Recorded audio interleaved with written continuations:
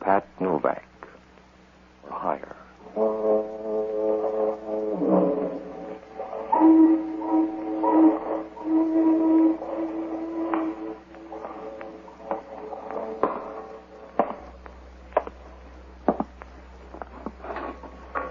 Sure, I'm Pat Novak. For hire.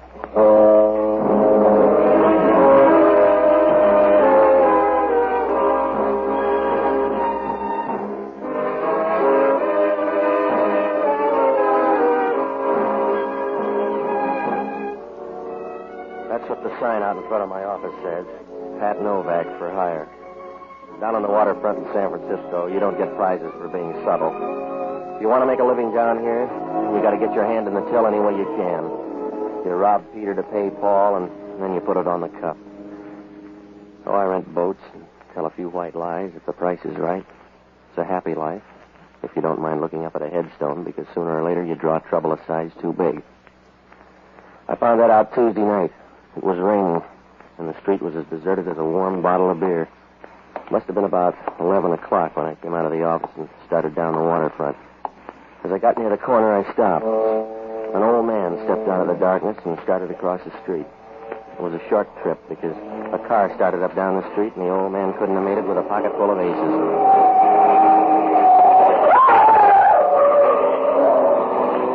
I started over to him. The car slowed down for a minute and then turned the corner and disappeared. As it passed under the streetlight, I caught a glimpse of the license plate in a dull, surprised way, the way you'd grab a feather out of an angel's wing. I bent over the old man and rolled him on his back. He didn't seem to be in pain. He was just an old man with the frightened look of a small boy in a storm. He was breathing hard as I cushioned his head. Please help me. Can you please help me? That's a big order, mister.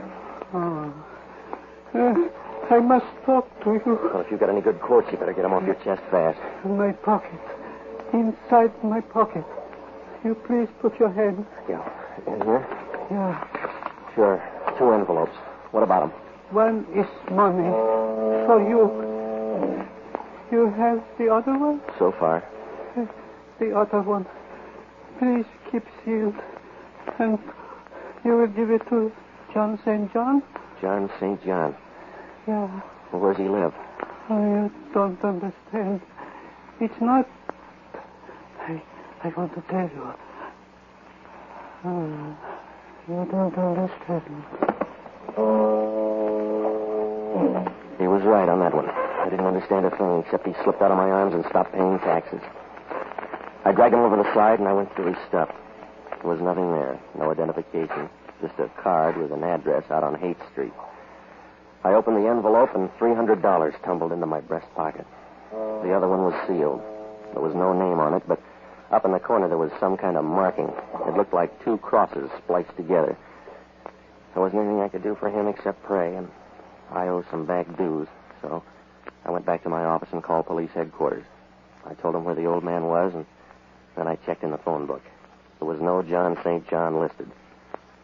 Well, it wasn't going to be easy to find him, and I only had 2 leads, that license number and the address on Haight Street. So I looked up the only honest guy I know, an ex-doctor and a boozer by the name of Jocko Madigan. A good guy, but to him a hangover is the price of being sober. I finally found him singing in a Mason Street bar. The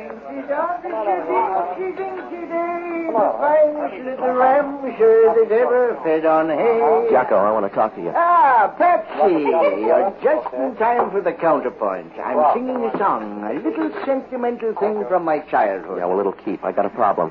You'll always have a problem, Patsy, because you can't keep out of trouble. You know that, don't you? You have no self-control. All right, Jocko. You have no more self-control than a bucket of mercury dumped on a marble staircase. All right, now, shall we check the bright talk? I just saw a guy get killed. Oh, you're like some violent disorder in nature, some large but unprofitable storm. You keep whirling in circles, Patsy.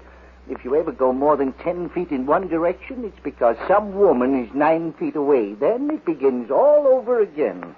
Are you all through? Yes, get to the point. That's another of your troubles. You never get to the point. I just saw a guy killed 10 minutes ago. How would that interest me? Are you selling an eyewitness account? Some old guy got killed down on the Embarcadero. He checked out 15 feet away from me. Who killed him? I don't know. Why do you care? Professional jealousy? Some car came out of nowhere and clipped him. You sure it wasn't an accident? Yeah, just like the Berlin blockade. Will you stop needling me, Jocko? I told you a guy got killed. He was murdered right in front of me. I gotta find a guy called John St. John. How, St. John? John St. John. I don't feel like vaudeville tonight, Jocko. The old man gave me $300 to deliver a letter, and I made him a promise. Well, you can break it now with only the slightest risk. I got the license number of the car. Now, I want you to hop down and look it up. And then check at headquarters to see if the guy's got a record, will you? I don't like policemen. They depress me. Check it. I gotta go out to Haight Street. What kind of neighborhood is it out there? Well, it's not exactly a neighborhood. It's more like an architectural afterthought, a lingering defense against the early California bear. All right. No speeches. Just check on that license plate, huh? Now, if I'm not at my place, try this address. Yes, that's always very interesting at this time of night. Good night, lover.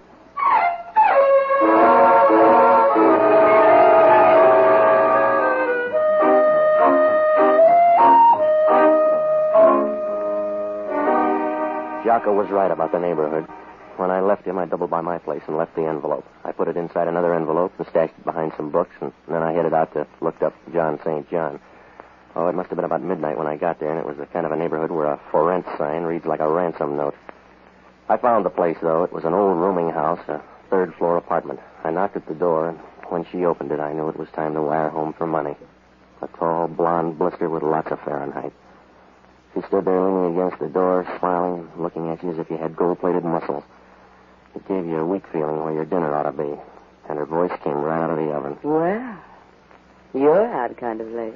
Yeah, I'm looking for a guy named John St. John. Oh? Won't you come into my cobweb? Sure. For a spider, you're nice and chubby. Wow. I'm a Spider-Man. My name's Lee Norton. You want to write it down? I'm Pat Novak. I'm looking for a guy named John St. John. You seem to be running a temperature on the subject. Sit down. Yeah, the couch will do. I'll bet you carry rainy nights in your pocket. All right, now let's get out of the woods, Angel. I'm looking for a guy. I know you're wearing out the past. I don't know a John St. John. A dead man was carrying around your address. He was? That seems rather feudal. Yeah, an old guy about 60. He got killed crossing the street. You should have had a Boy Scout then. I don't know anything about him, Mr. Novak. Despite occasional temptations, I don't collect 60-year-old men. Well, he was looking around your address. Why? I don't know. Maybe he admired me from afar, like a sunset or something. No, he stopped admiring sunsets about 20 years ago. I see. What are you, the avenging angel? He gave me a sealed envelope. And you were supposed to give it to a man named John St. John. That's right. He gave me $300 to ease the pain. I figured that. You don't look like the charitable type. He was a nice old guy, so I'm going to find his boy. Maybe I could help you. Well, you got a clear, fast track. Let's see you go. Well, I told you I don't know John St. John, but I'll do this much. Yeah, I know. You're going to be big-hearted and offer to take that letter just in case you ever meet someone named John St. John. What? You brought along your crystal ball. Your hand's shaking, baby. Maybe it's the wind. You better hold it. You need a handrail, friend. Yeah? What are your plans? I'm open-minded about it. You're a nice Spider-Man. Yeah. The wind's getting a little worse, isn't it? Yeah. Wish you'd act a little more surprised, though. I'm not.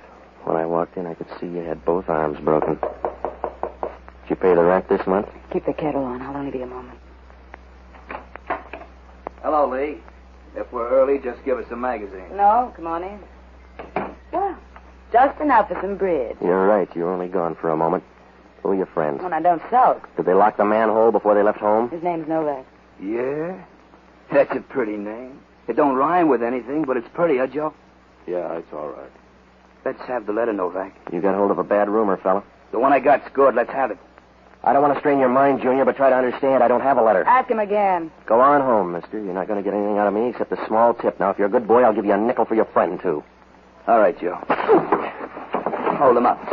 Yeah, just a minute. He's got a head of hair. Hold him up.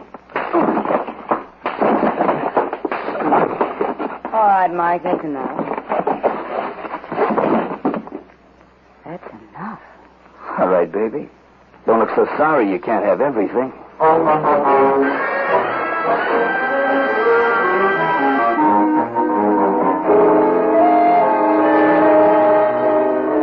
easy to sleep if you got the right friends. When those two dollops were through, I hit the floor and made Rip Van Winkle look like an insomnia victim. I didn't like the floor, but it was in better shape than my face. I don't know how long I was there, but it must have been a couple of hours. I rolled over once and tried to get up, but it was like trying to barbecue a cake of ice. There was a sick, sweet smell in the room. I tried to place it, but my nose was out on strike, so I went to sleep again. The next thing I knew, it sounded like New Year's Eve. Here you go, Patsy. Up on the couch. What's the matter? Nothing. If you're a kitchen stove, the room's full of gas. Oh. You ought to open the window if you're going to turn on the gas. Some of my playmates, I guess. Well, you weren't at the apartment, so I tried here. Yeah. What time is it? 2:00. Who got the quaint idea of the gas chamber?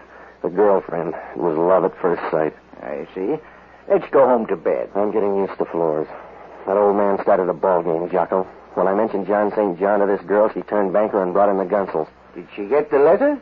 I left it at home. Oh, you're getting smart. Yeah. $300 worth. They lifted my dough. You couldn't have used it where you were going. Yeah. I've checked on that hit-and-run car. It's listed under the name of Sidney Bronson. Has he got a record? No. Everybody's a beginner. Now, let's go home. Oh, it'll be dull, but you'll get used to it. Wait till I wash my hands. Yeah, go ahead. Patsy! Yeah? What did your girlfriend look like? Was she the lively type? Yeah. Why? What's the matter? Because she's not anymore. Yeah. Those Gunsels play rough. She's kind of pretty. What did she do besides sending out vibrations? I don't know. But she knew all about John St. John. Yeah? She picked up the bait like a hungry bass. Also, look at that ring. How'd you get around to that? The insignia on it. The same one that's on that envelope. Spliced crosses. Let's go home, Patsy. The police will be here. Yeah. Even Hellman will know she's dead. Come on, we better go. On your way out the door, Jocko, try it sideways because I think it's blocked. Hello, Novak. You look pale. It's my color scheme. What do you care, Hellman? None. She looks peaceful. Yeah, be quiet or you'll wake her up. I'll tiptoe. You always cut her throat before she goes to sleep? Who is she, Novak? I don't know. It's awful cozy here for a bunch of perfect strangers. I don't know every dead girl in town, Hellman. You'll have to check. You can still ride, can't you, Novak? That's all you'll need down at headquarters. Come on. Oh, get out of the haze, Hellman. You don't know who's dead yet, but you're going to book somebody. Yeah. What are you doing up here, appraising the joint? I came up to find a guy named John St. John. She doesn't look like a guy named John St. John. She was my lead. I came up here to smell out a rat. She had a half Nelson on me when 2 Gunsels walked in. They came up to fix the gas meter, I think. You stay out of this. I'll make every effort. Now, if you're smart, you'll fingerprint this place, Hellman. These boys were cute. They've been in somebody's jail. I'll handle my job. You stick to murder. You'll go a long way to pin this on me, Hellman. I can go a long way, Novak. Not with what you got to drag. We get a call in the middle of the night. Come up here and find you standing over a dead girl. That's right. And you want me to sprinkle powder all over. Back up and take a better look, Novak. Oh, the view's fine, Hellman, and if you'll take a good look, you'll know why. You haven't got anything to give the DA except a slim lead and a fat hand. You're going to need help. Not on this one. You need help to find the street. Come on back to center, Hellman. Even with both hands, you couldn't Yeah? find... Forget it. So take the medicine like a good boy. I'm not going to walk out and let the 2 of you tour the town. I'm going to book one or both of you on a murder charge. All right. Book Jocko here, then. I love you in a generous mood. You got a string, then, Hellman. Somebody's got to find John St. John. Who's going to find Jocko? Oh, stop worrying. I'll bail you out. You haven't got the right size heart, Novak. You let him die on the vine. Hellman, sometimes you're guilty of unexpected wisdom. I know it's reflex action, but it's consoling anyway. I want you, Novak. I want you bad. I'll take this guy as a down payment, but I'm going to close out with you. Remember that. I will. All right. Come on, mister. Wait a minute. Patsy, you're not going to let him lug me off like this. What else can I do? The guy likes you.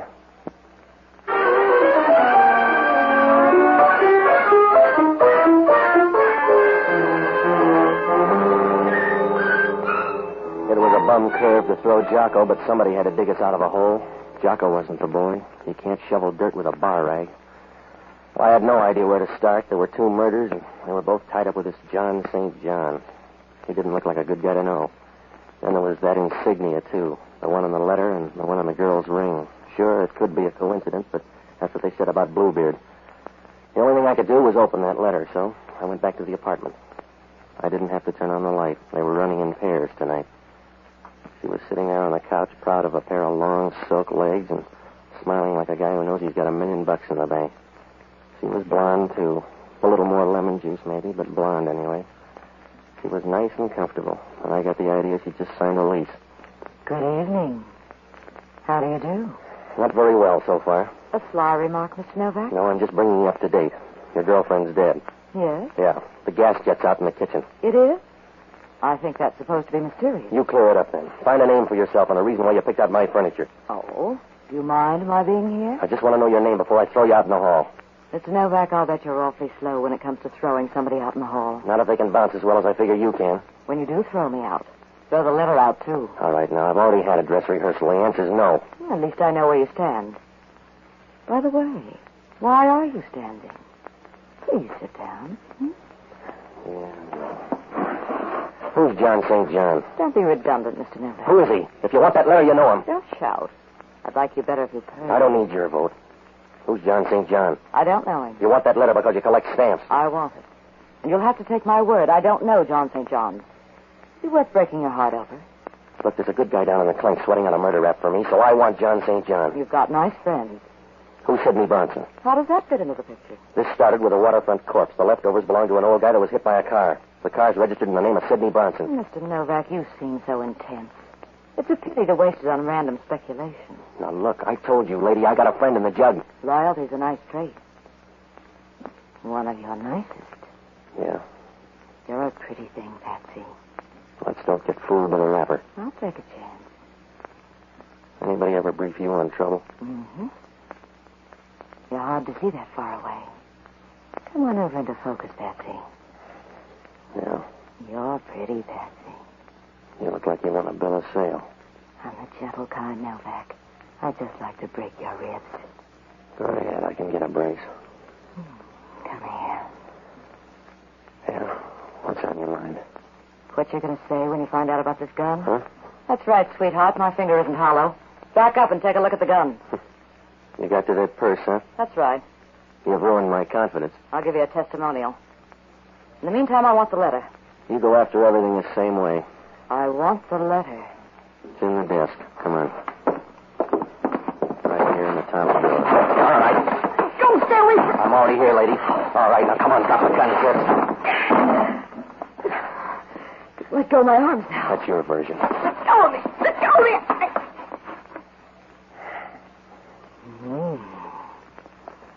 What was that for? A little something on the house. Now beat it. Well, you've ruined my confidence. You're lucky. Go on home. You won't change your mind about that letter? No. Suit yourself. I'll be going. Oh, Patsy? Yeah?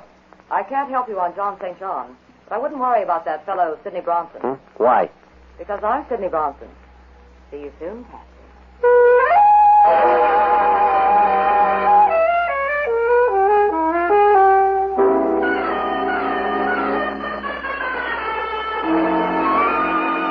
I let that one sink in for a minute, but it got about as far as my brain and ran out of gas. She wasn't driving that murder car. Otherwise, she wouldn't get that talkie. It began to look like a big, fat, well-fed double-cross, and John St. John was holding up his end. I had to find out what was in that letter, so I made tracks for the bookcase. All I could do was browse because the letter was gone. Whoever took it didn't even leave a tip. I thought of the girl, but that didn't make sense. And I thought of John St. John. That made lots of sense. Things didn't look rosy for me or Jocko. I was about to buy a file and bake a cake when the phone rang. Yeah. Hello, Novak. Oh, Hellman. The coroner got a report on that dead girl. She died at 12:30. That's pretty close. What's he got, a stopwatch? 15 minutes either way. Those fingerprints panned out, too. Yeah? A couple of L.A. strong-arm men. Well, that's new for L.A. You got a call out? We already picked them up. Your favorite's named Welcome Danglers. I could make a joke. I already got one. They're set up with a perfect alibi for 12:30. That means I killed the girl. Nobody's arguing. I got some more news. Yeah? I'm out at Seal Rock. You got the figure for it. We just found an envelope floating around the water. It's one of yours. You better come on out. You found an envelope, so what? So the envelope turns out to be in some guy's pocket. Come on out.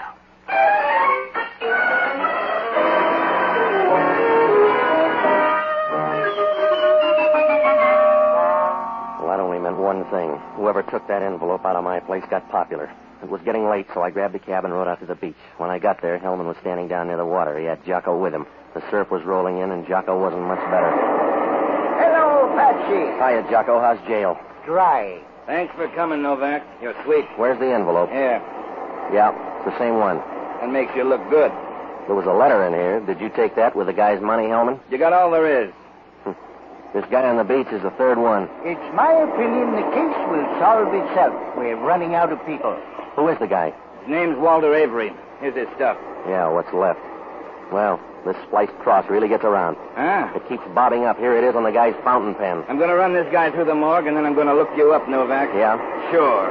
We want you down with us. That's right, Patsy. I'll introduce you to all the best people. Good night, lover.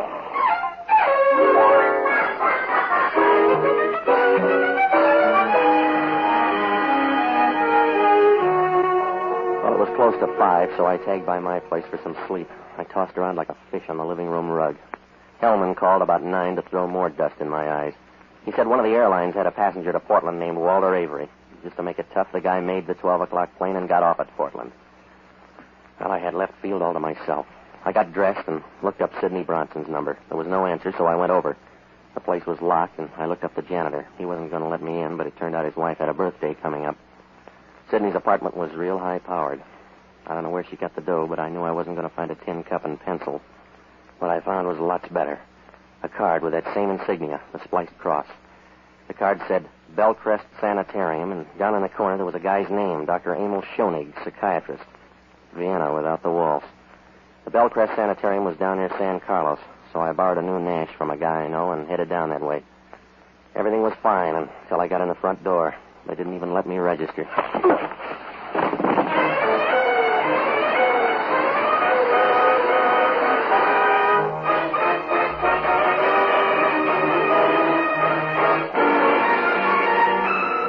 I woke up on a couch in Schoenig's office. It was dark outside, and my left arm was throbbing like a love story in a woman's magazine. The radiator sitting next to me was Sidney. You're a deep sleeper. I think I got some help. What happened to my arm? Hypodermic. You only need one arm anyway. In your case, I need a spare. Who did it? Dr. Schoenig. He's a darling boy. Where is he? Out on the phone trying to figure out what to do with you. What's that make me, a patient? That's one way of putting it. You made things easy. We were coming to you for the letter. You want to try that over again? We were on our way when you stumbled in. You're wrong, Sid. Somebody's giving you a fast pitch. That letter was gone when you were up at my place. I don't want a bum rib, Patsy. I want that letter. You're trailing the field, Angel. I told you the letter's gone. A guy by the name of Walter Avery took it out of my place.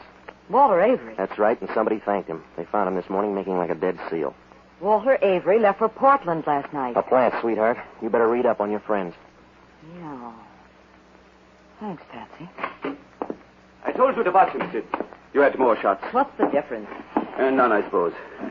Why don't you mix us a drink while I talk to Mr. Novak? I'll be right with you. Well, Mr. Novak, you're one of my best patients. That's because I like your needles. You better go easy on that drink. Yes? Why? You'll get drunk and run somebody down the way you did that guy on the waterfront. Oh? A good guess. You should be proud. That's a good, sensible, final emotion. Here's your drink, Emil. Thank you, my dear. Here's to Mr. Novak. Sorry there's no drink for you, Mr. Novak. You probably will be. Huh? Forget it. Emil, I talked to Mr. Novak before you came in.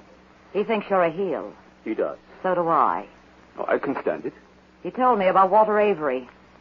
I'm sorry about that. Walter got that letter. You killed him and took it. I was supposed to blunder around till you got rid of me, too. That's a bum joke, Emil. You're getting hysterical. With laughter, Emil. You put one of your boys on that plane. Only Novak aired the wash too fast. Suppose I did. Somebody ought to bring you up to date, Sidney. You've been hanging on too long. The free ride's over. I might as well tell you now, you're all through. I can't a whole bunch of longer. And I'm all through. Steady, Emil. What's the matter with me? What's the matter with me, Sid? Give him a hand, Novak. He just had a bad drink. You wouldn't do that, Sid. I'm full of surprises. You got a stomach full of poison. You got a stomach full of poison in 15 seconds, Emil. Put down that gun, Emil. I want you to, Sid. Please, Emil, put down the gun. I will stop it. Stop.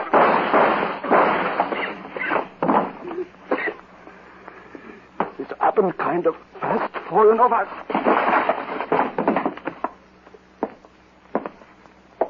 What's the noise, huh, Patsy? Yeah. I'll get you a pillow. I'd rather have your lap. You get mercy, not love, baby. Thanks for small favors. How do I look? Not so good. That was the 3-2 pitch. Yeah, I had it coming up. I'll tell you about John St. John. I know. There was no such guy. That's right. It was the name of the group. Those spliced crosses? Yes. Found out a little late. But it's always that way. way I found out about you. Yeah? Had a funny hunch about you and me. I found out a little late. But I know now, Patsy. Does that help?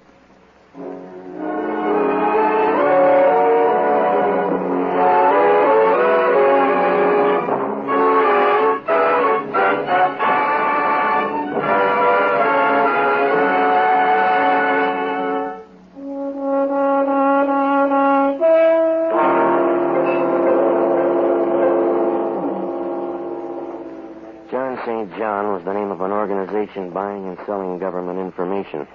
That old man tried to tell me, but he checked out too fast. I began to figure something like that when those spliced crosses started showing up. Schoenig killed the old man in Sidney's car. He couldn't stop because I was around. The two girls and Walter Avery were both in on the deal. Schoenig knew who I was when he saw me go into my office. He tailed me to my place and left Avery there to look for the letter.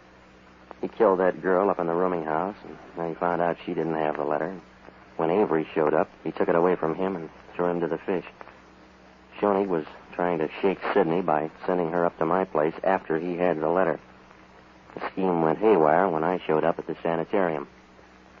He was trying to work himself out of that one when the payoff came.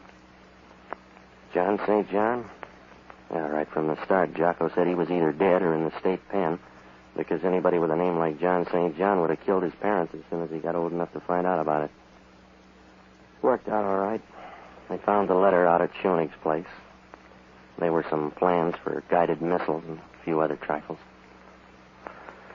Well, Hellman asked only one question. How come Schoenig didn't kill me before I could talk to the girl? Well, it's always that way with a guy who commits murder. Either he goes too far or he doesn't go far enough.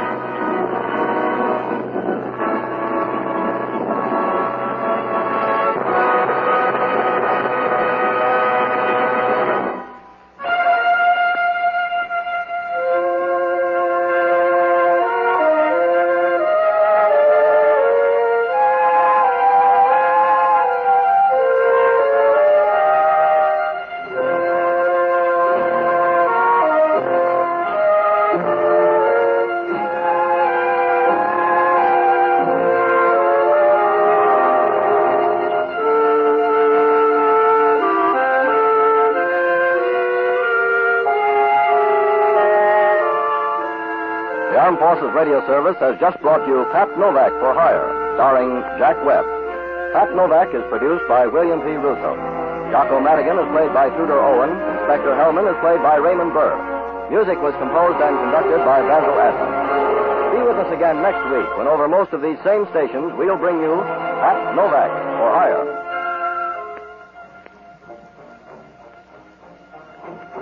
Pat Novak for Hire was previously released by ABC, the American Broadcasting Company, for listeners in the United States, and rebroadcast for our men and women overseas.